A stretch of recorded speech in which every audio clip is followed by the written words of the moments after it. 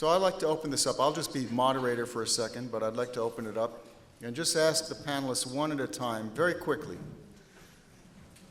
If you were king of the universe, if you could design a system that would get us off of this trajectory, not only of the population growth, which is a huge one, but one policy decision that you would make in Washington, if you were to talk to the secretaries of energy or the president, and you were to design one critical transformational policy, what would you do? Let's start with Frank Napolitano.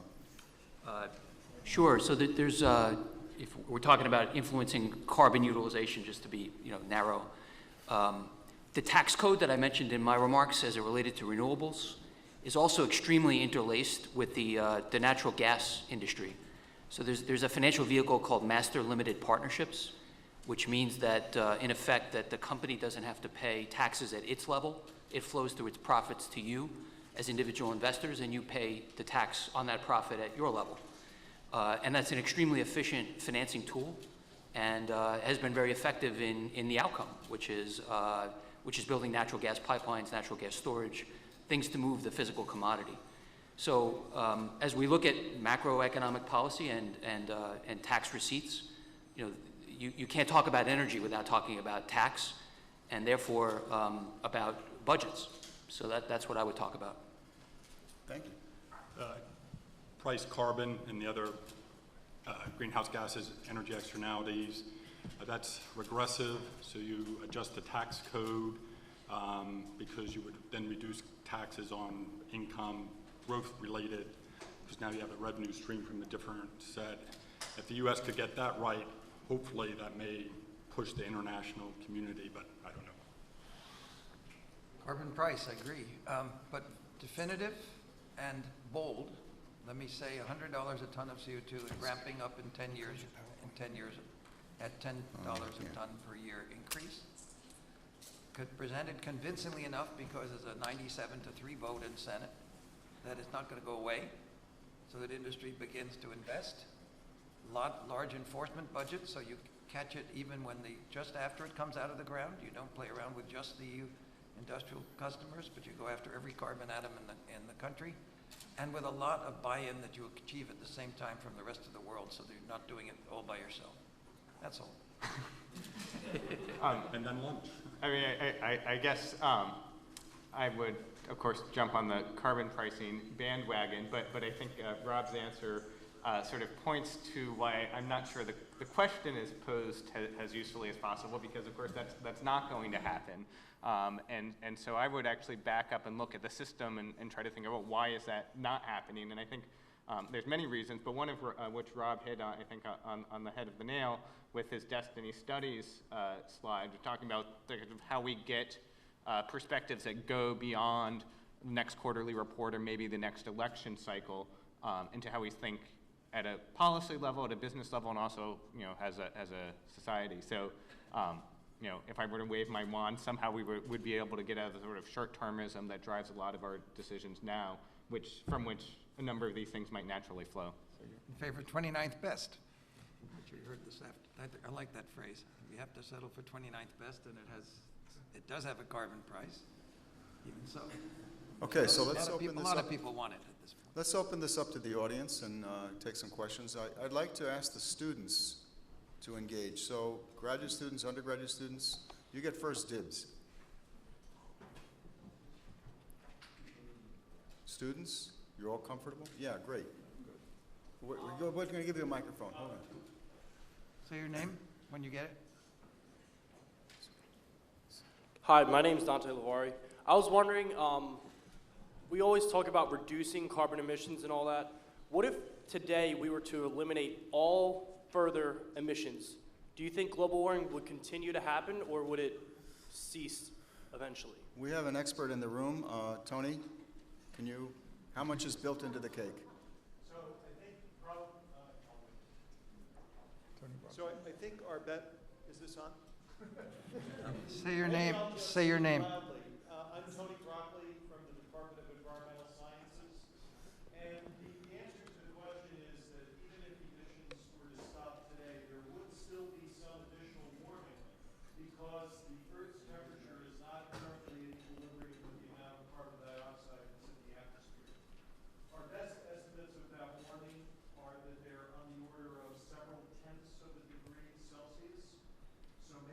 roughly half of the amount of warming that took place during the 20th century is already in the pipeline, even if we stop emissions today.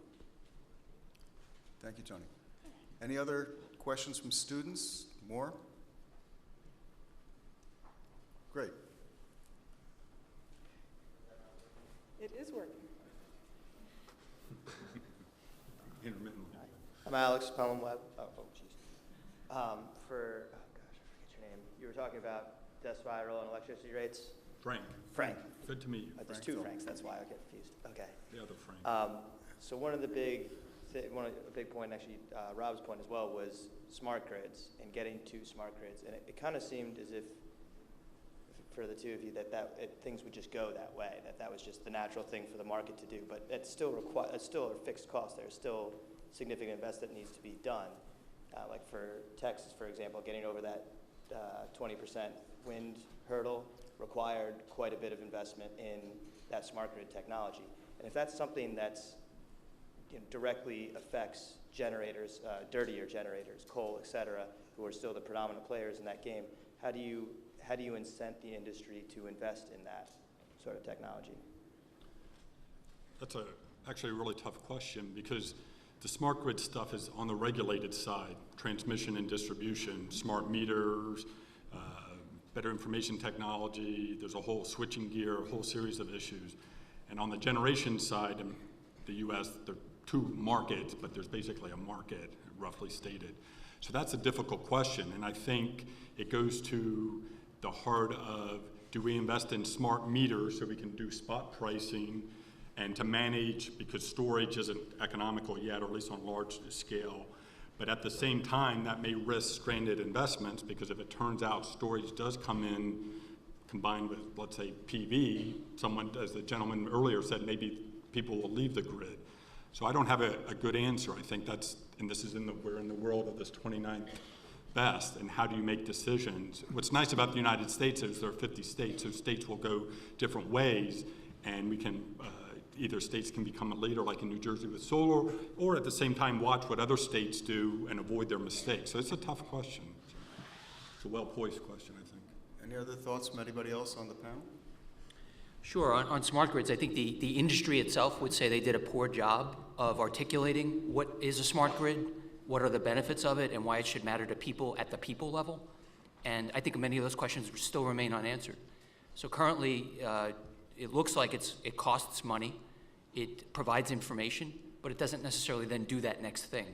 So if it's going to all come together, it has to actually prove to do something of benefit. And if the something is to manage scarcity in a transition of fuel types, then in effect you're asking somebody to tell other people what they can't do based on the information that they're getting, and that's not a very palatable message. If I could just chime in, it's been a little time since I worked on this stuff, but I think that there is an important distinction in smart grid to be made between smart metering and the consumer-facing stuff, and I think what's actually probably more important with the grid is the things that are actually on the grid and allow you to synchronize generate power sources that are coming at different frequencies. So the stuff needed for the renewable integration in the umbrella of smart grid isn't, it certainly would be supported by some of the things that allow you to turn off people's air conditioners at certain times of day, but those are somewhat separate problems. And when I was at the Department of Energy, we were working on a number of international things around smart grid. And for instance, India was working on deploying phasers to work on grid synchronization, which is part of smart grid, even though consumer side stuff is not really an important issue there.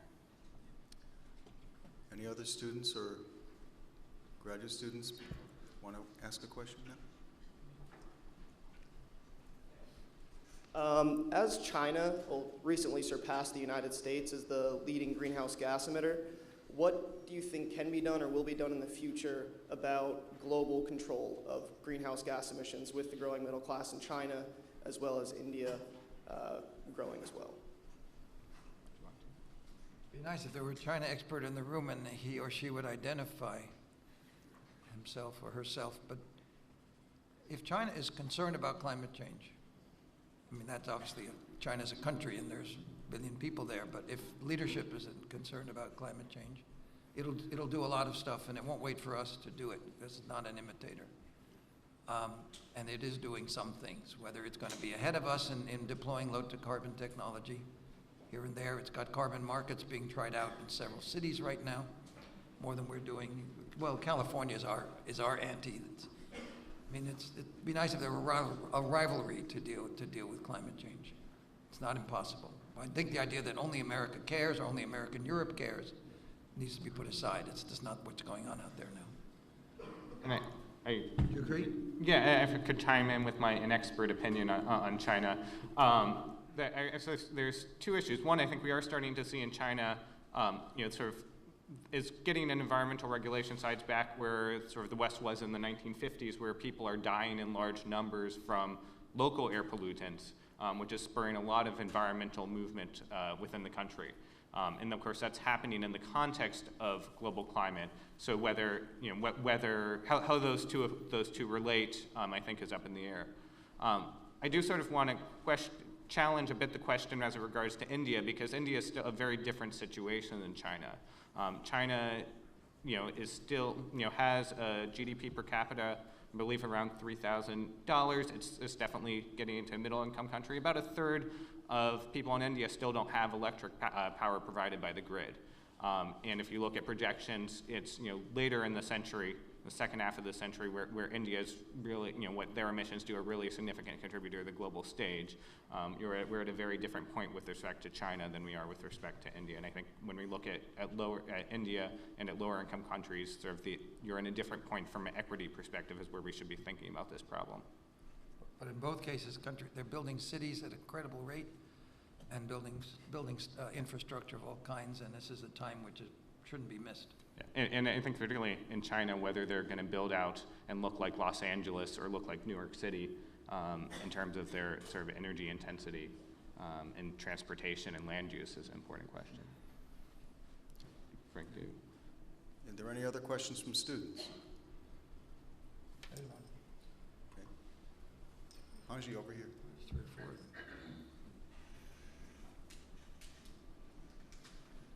Hello, my name is Will Paxton. I'm a graduate student here. I was just wondering, besides technological and policy changes, what cultural shifts do you all think are necessary in dealing with climate change, both in the United States and globally? Thank you. Cultural shifts. I didn't quite get the question. Well, cultural shifts is not defined. You want to define cultural shifts a bit? It's moving them from the upper right to Sure, the lower left. Cultural shifts like what we consider is necessary in terms of our energy usage, or we consume a lot of energy for convenience things that a lot of the other parts of the world admire and aspire to. And I'm just thinking maybe, is any of this fitting into the equation for actually solving climate change issues? Yeah, I think there's a good argument that that's where the emphasis should be, because without those shifts, the Congressman Holt referenced this with gay marriage. Without those cultural shifts, they don't then ripple down the system. So you'll recall from the class we had together, if you have Professor Smalls at MIT has this great model, visual model, diagram of the energy system, basically technology, markets, and then social systems at the top. And you could argue a better mousetrap, carbon capture sequestration, that's a bottom up through technology and so forth. Or we just need to change the culture, to change the politics, to change the markets, to change the technology. So I think that's a really interesting question. What's the best way? And perhaps it's just we have to do both from the technology and engineering, but also from the cultural piece. All right. So a generation really does define its culture. And there are a lot of assumptions being made that the current generation will define the good life more or less as we have. Experience intensive, see every country you can, and every famous work of art, and on and on. This is one way to have a happy life. It's the one that's been dominating. It seems to be dominating as the developing country leaders, elites get to know the world and have options as well. This problem is a problem of prosperity, and a different kind of prosperity could make a difference. I think it's going to be fascinating to see if that does actually emerge from the conversations that come to terms with the fact that we're not fitting on the planet at the present time. Thank you. Now let's have two last questions, and these will be from anybody in the general audience. There were a couple of students who still had questions. They still, you still have a student? Oh, okay, good. Tough one. That's not a. No, there's a student over in the back. Students gets priority. So a lot of the talk so far has been about mitigation, but in terms of adaptation to the effects of climate change, what kind of implications would that have economically and on energy use? Great question. Frank, do you want to? Adaptation. Right, so I think just pick New Jersey is facing this choice without a meaningful federal policy and meaningful international policy.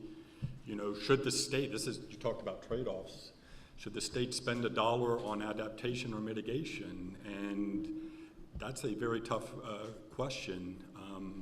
So I think that underscores just the need and the difficulty, unfortunately, of getting a national and international climate policy.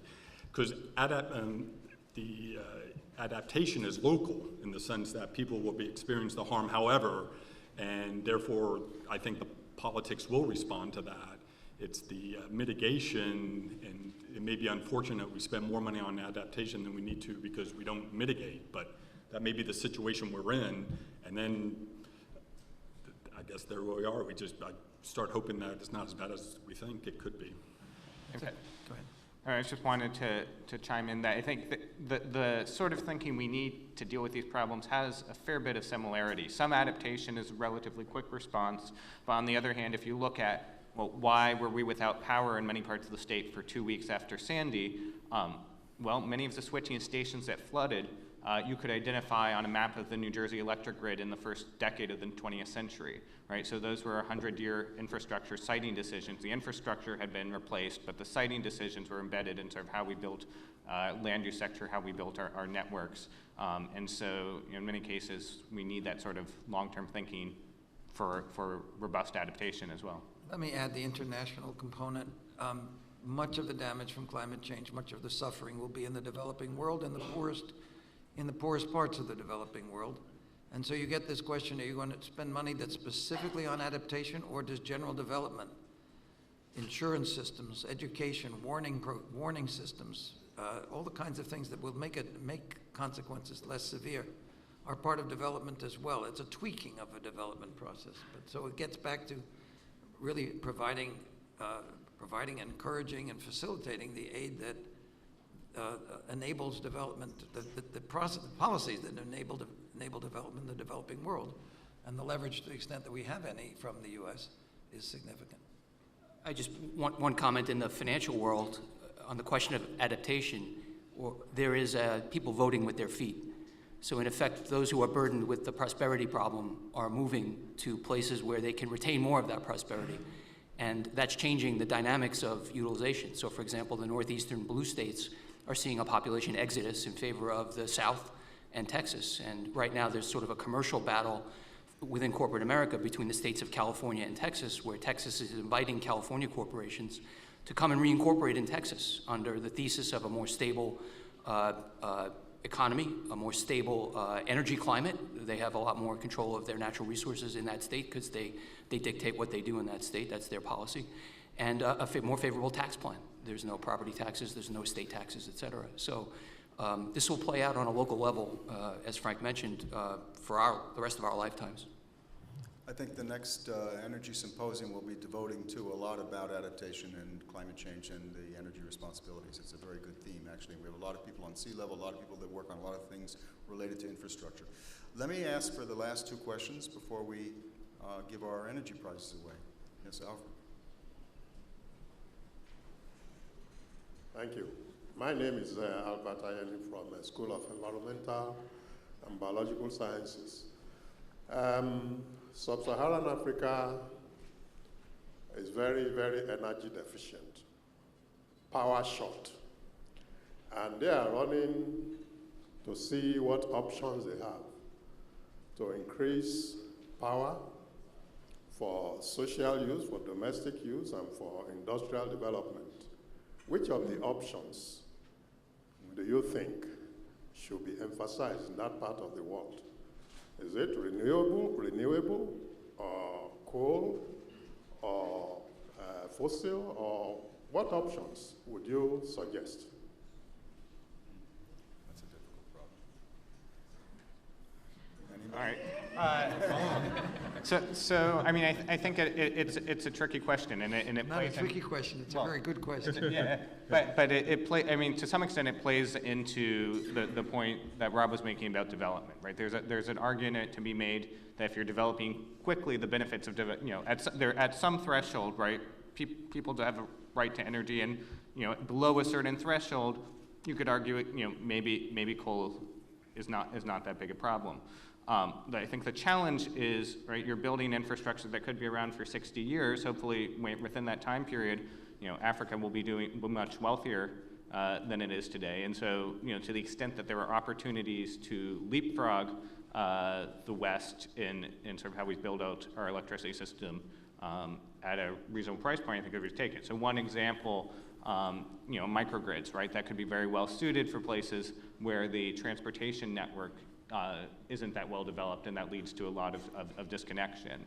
When I was at DOE, we were working on a program called Global Leap with an international finance corporation to sort of promote quality assured markets in solar lighting systems and solar home energy systems. And so that's one thing that's could well be, right now on the lighting side, that's a very small scale, but kerosene lighting is very common in Africa, and compared to solar lanterns, they're not cost effective over the long term. The problem is that the initial capital cost of a solar lantern system is 6 months of income. But I mean, I think there are a lot of opportunities to leapfrog and not get mired in having the 60 or 80-year-old infrastructure 80 years down the road that is not compatible with a stable climate. Let me add, I think maybe a way to get the question into some kind of control is to think about two Africas. The really poor people in the villages, or the favelas equivalent, who do not have access to modern energy carriers. I think it's not necessary to ask that the very first stages of emergence from poverty be low carbon. Diesel engines and buses and cooking fuels that are fossil energy, where they are cheaper and more convenient, should just be brought to the very poorest people. They do not have to solve the climate problem. It doesn't add up to a very large amount of compensation if they do have fossil energy. When you start building cities for the middle class and apartment buildings and appliances in those apartment buildings and bus systems and highways and so on, that's when you really can have, this is where leapfrogging comes in. Do it completely differently from the models of the past, with low carbon and sustainability in mind, because that's where the rest of the world's going to get to, but get it right the first time. I think it's two different models for two different parts of the problem. Okay, thank you. Last question. Going once. Going twice. You got it.